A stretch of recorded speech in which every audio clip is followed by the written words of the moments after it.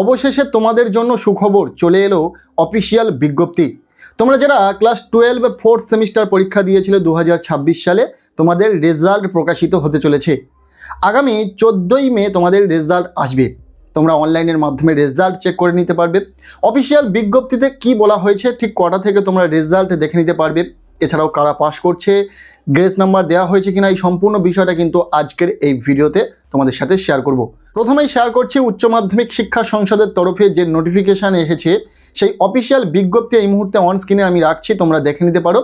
এখানে স্পষ্ট করে দেওয়া হয়েছে যে আগামী 14ই মে রেজাল্ট প্রকাশিত হবে। উচ্চ মাধ্যমিক 4th সেমিস্টারের রেজাল্ট প্রকাশিত হবে 14ই মে, এবং সকাল 10:30 থেকে প্রেস কনফারেন্সের মাধ্যমে রেজাল্ট প্রকাশিত হবে, এবং সকাল 11টা থেকে তোমরা তোমাদের রেজাল্ট দেখে নিতে পারবে নিজের হাতে স্মার্টফোন বা ল্যাপটপ বা কম্পিউটারের মাধ্যমে।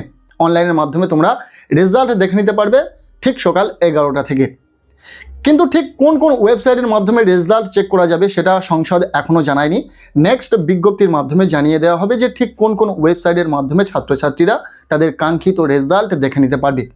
এবার প্রশ্ন, এবছরে কি সবাই পাস করেছে?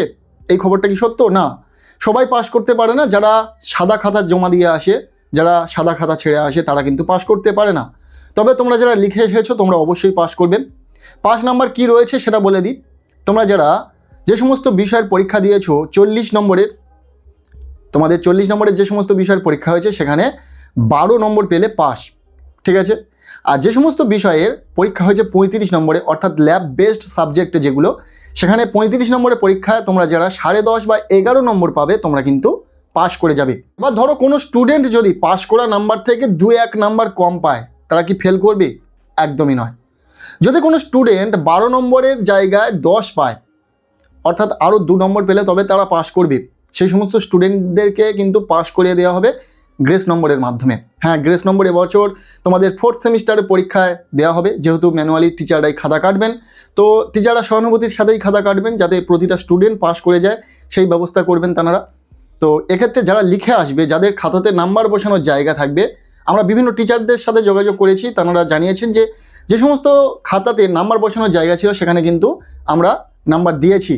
গ্রেস নাম্বার হিসাবে যদি 1 নাম্বার কম থাকে বা 2 নাম্বার কম থাকে, সেখানে নাম্বার বসানোর জায়গা থাকলে আমরা পুনরায় খাতাটাকে রিচেকিং করি, এবং কোথাও নাম্বার বসানোর জায়গা থাকলে সেই নাম্বারটুকু দিয়ে আমরা কিন্তু স্টুডেন্টকে পাস করিয়ে দেওয়ার ব্যবস্থা করে দিয়েছি।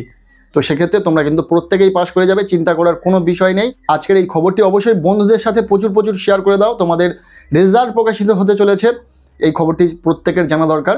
ভিডিওটি কেমন লাগলো অবশ্যই কমেন্ট সেকশানে জানিও। ভিডিওটি ভালো লেগে থাকলে লাইক করে দাও, চ্যানেলে নতুন হলে চ্যানেলটিকে সাবস্ক্রাইব করে রাখো, আর পারলে ভিডিওটি বন্ধুদের সাথে প্রচুর শেয়ার করে দাও। দেখা হচ্ছে নেক্সট কোনো ভিডিওতে, ততক্ষণের জন্য টেক কেয়ার, বাই বাই।